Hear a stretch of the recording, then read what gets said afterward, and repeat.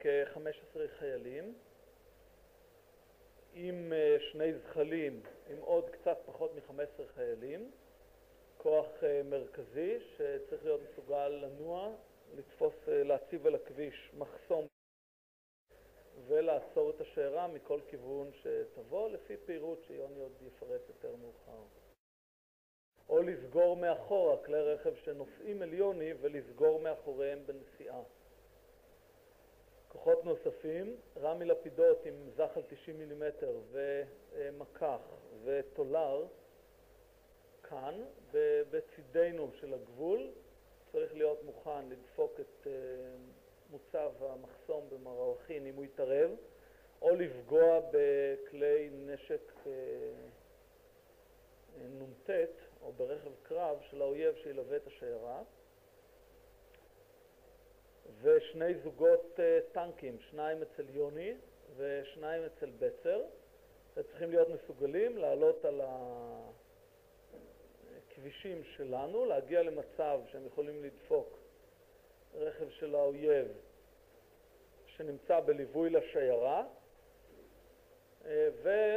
או לעבור לצד השני ולעשות חסימות באש במידה ותידרשנה. ההפעלה של המערב הזה הייתה מאורגנת כך שאם מתקרב השיירה בלי קשר לסוג שלה, יוני נמצא מצדנו של הגבול מוכן. יחד עם זה המערב יופעל בשתי אפשרויות עיקריות. או לסגור מאחורה כלי רכב שנוסעים אל יוני ולסגור מאחוריהם בנסיעה. כוחות נוספים, רמי לפידות עם זחל 90 מילימטר ומקח וטולר, כאן, בצידנו של הגבול, צריך להיות מוכן לדפוק את מוצב המחסום במרעכין אם הוא יתערב, או לפגוע בכלי נשק נ"ט או ברכב קרב של האויב שילווה את השיירה. ושני זוגות טנקים, שניים אצל יוני ושניים אצל בצר, צריכים להיות מסוגלים לעלות על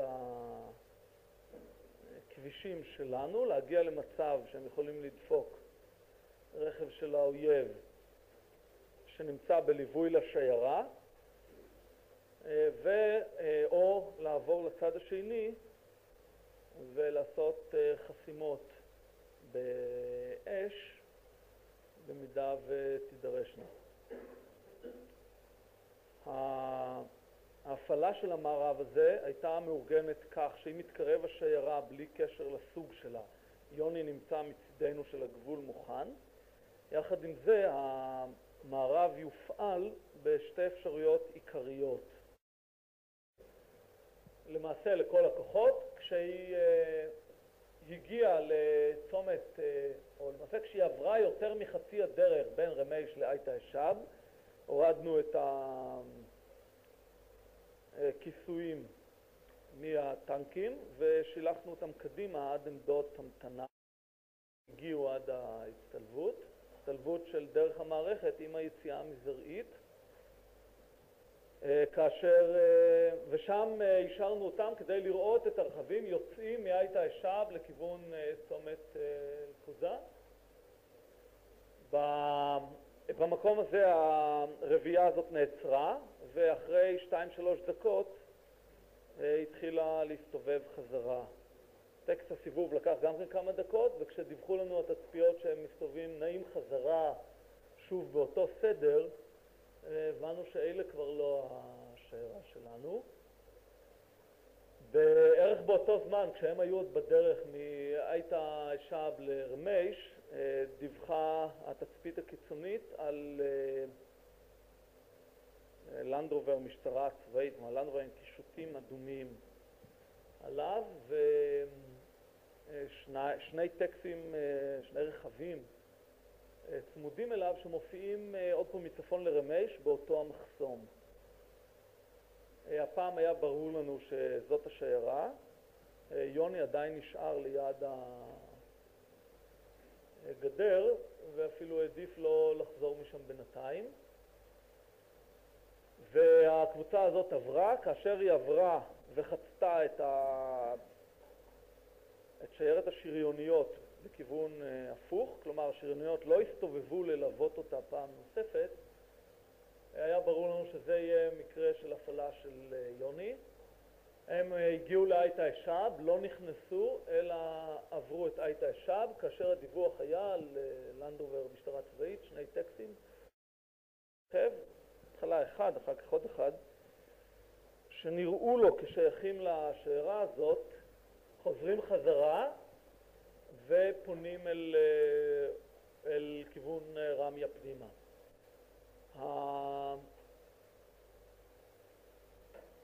ההנחה הייתה כמובן מבחינת לוח הזמנים שיוני היה צריך כבר כאילו להתקל איתם, אבל ברגע שי הודיע שהם בורחים, העברתי ליוני הוראה, שוב יוני יספר אחר כך באיזה שלב היא תפסה אותו, לסגור אליהם מזרחה, במקביל אלינו את בצר על הכביש כדי לנוע מכיוונו, את לטנקים הוריתי לחצות את הגבול ולהצטרף למרדף של שי אל תוך הכפר.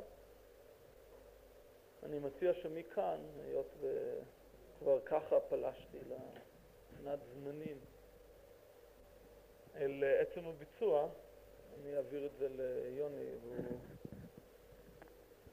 יספר את ההמשך.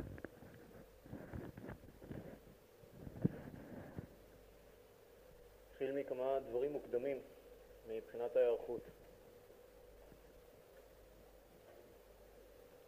זאת הנקודה המוסתרת שבה אנחנו היינו. מכאן השטח שנמצא כאן היה עם די הרבה ערבים. עבדו שם בשדות והסתובבו. על הכביש, בנקודה שהיינו מתוכננים לעשות את החסימה עצמה, ישבו 3 ערבים, 2 גברים ואישה, וסך הכל היו די אדישים לכל מה שהתרחש כאן, הסתכלו עלינו. הסתובבנו קצת בחוץ וניסינו להפגין אדישות. לא רציתי להסתובב כי הרגשתי שזה עוד מעניין שם וזה לא היה כדאי להסתובב בשלב זה, כי אני הרגשתי שעוד כדאי להישאר שם, ואם אני אסתובב ואחר כך צריך לחזור בחזרה זה לא היה טוב, והסתבר שהיה כדאי להישאר. בפריצה עצמה עם ההוראה זה היה פשוט מאוד, עברנו ישר את הגדר, הורדתי את מי זה היה? דני, נכון? את קסטל שיעמוד על יד הגדר כדי שייתן איזה ניתוק קטן לחוט שמחזיק את הגדר, זה עוד יותר עושה את זה. עשינו, העלינו אותו מאחור, עצרנו רגע, העלינו אותו מאחור ונסענו ישר לכביש. הדרך פשוטה מאוד וטובה מאוד, עשינו איזה גופון קטן ולא נסענו ישר. על הכביש התמקמנו כמו שתכננו. עכשיו, כשהייתי כאן, בתכנון הראשוני, תכננו להישאר באזור 2 הרכבים ולא להתפרס יותר מדי בשטח, כדי שנהיה מוכנים לתנועה מהירה, וכי חשבנו שהם יבואו צפופים. כשהתצפית דיווחה דרך אהוד, שקיבלתי מאהוד שעמדים יותר לאט, עשיתי 2 דברים. א', את כל הכוח של דני שפרסתי כאן בתוך השיחים מול המקום של המערב המתוכנן, אמרתי לו שיתפרס הרבה יותר למטה, כדי שנתפוס מרחק, אם הם באים 400 מטר מאחור, שגם עליהם נוכל להשתלט ושהם לא יהיו רחוקים מדי. עדיין את הכוח של עוזי עם הג'יפ שלו השארתי ממש צמוד אליי למחסום, הם הסתתרו בשלב ראשון מאחורי איזה שיח שם. כשפעם נוספת הגיע הדיווח שהם עדיין תופסים מרחק עוד יותר גדול, וכבר ראיתי שאוטוטוט הזמן הולך להיות 0, אז העליתי את הכוח של עוזי בשלב ראשון על הג'יפ, מתוך כוונה שברגע שהלנדרובר יבוא, הוא בכלל לא יעצר על ידו, והכוח של עוזי לא יתעסק עם הלנדרובר, אלא יתחיל ישר בנסיעה עד לסוף השיירה, כי הם עלולים כאן עוד להסתבך עם הלנדרובר, והם עוד יהיו כמה מאות מטרים מאחור, ואין סיבה שעוזי לא ייסע, יעבור אותם אפילו ויעצר שם. זה לא הספקתי אפילו לממש, כי ישר אמרתי לו שירד, שראיתי שדני עם כל הכוח שלו משך, ולא השאיר אף בן אדם ליד המחסום. ואמרתי להם שיהיו מוכנים לעלות מהר, זו הסיבה שהעלינו וירדנו. כל זה עד מהר, כי האמת שנשאר מעט מאוד זמן, הם היו קרובים מאוד. כמעט במקביל, לעלייה ולהורדה של עוזי, דני בא בריצה, ואמר שרכב אחד הסתובב.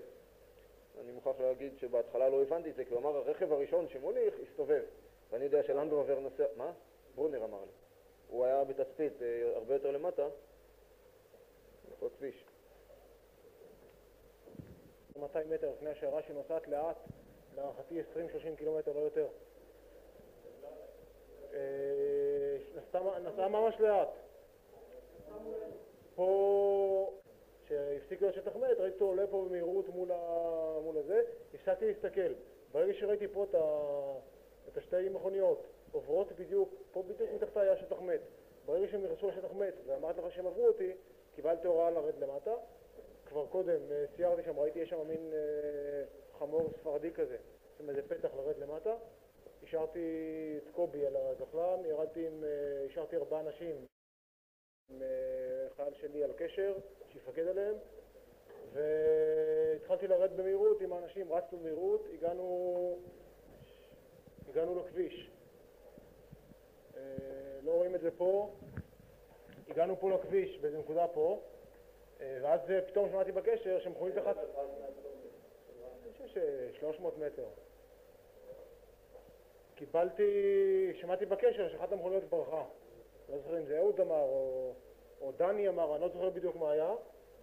קיבלתי הודעה בקשר, הייתה פה איזה גדר, יש שם גדר אבנים, ישר הסתדרתי 4 חבר'ה, הסתדרנו פה, שלחתי את ה-RPG ואת המאג ואת המטען, 3 אנשים, איזה 100 מטר למעלה, שיעלו ליד הפיתול, ושיהיו מוכנים לעצור אם יבוא איזה רכב אחר. ואני התכוננתי, ברגע שבא הרכב שבורח, לקבל אותו ולתפוס אותו, לטפל בו.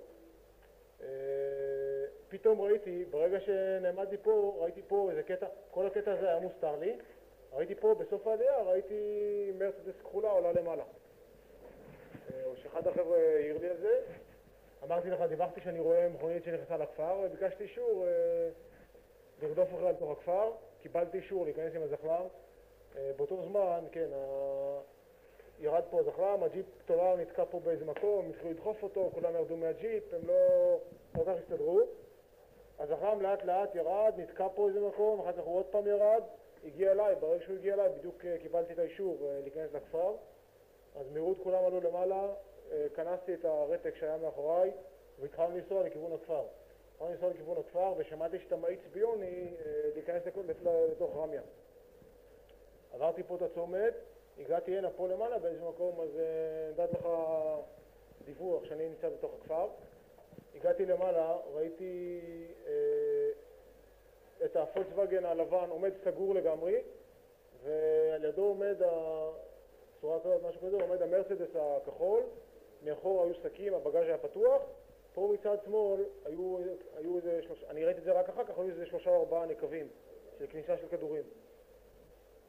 דבר ראשון באנו, אז הייתה פה איזו התקהלות, הבנו שקורה משהו, תרף זינקנו כולם מהזחלם, הגענו עד להנה, הצעקנו להרים ידיים, וציון, עד לציון שיצעק, שאל איפה הבן אדם שהיה פה בתוך המכונית, שאל, ואז ראיתי פה גם יצאו אנשים, יש פה איזה מין בניין כזה יותר גדול, עם מרפסת, יצאו אנשים שאחד מהם היה לו פגיעה ביד עם דם, והיה לו פה סריטה עם דם. תכף הבנתי שהוא היה בתוך המכונית, שכנראה נפגע, לא ראיתי את החורים פה. לא ראיתי פה את החורים, והבנתי שהוא נפגע, ישר תפסנו אותו, שאלנו עוד מי היה ברכב איתו, הוא אומר שהוא לא מכיר אותו, אחד שהוא לא מכיר, שאלנו שם עוד אנשים בכפר, ואמרו, מצאו בדיוק את האח שלו. אז חיכינו פה, ארגנתי בינתיים, התארגנו להגנה. ואז שמעתי גם בקשר שמישהו אמר שהם בורחים, אמרתי להם שיזהרו ויהיו מוכנים לקבל אותם, שיסתכלו עליהם. זהו, אז בדיוק אחרי כל הסיפור הזה, דודיק בא פה עם הזחלם, שלחתי אותו מזרחה, שעשה איזה סריקה עם האנשים שלו, התפצלתי פה, הייתי פה שוב פעם, לא לחלק הזה, אלא עשינו עוד איזה חיפוש, חיפשנו עוד גברים,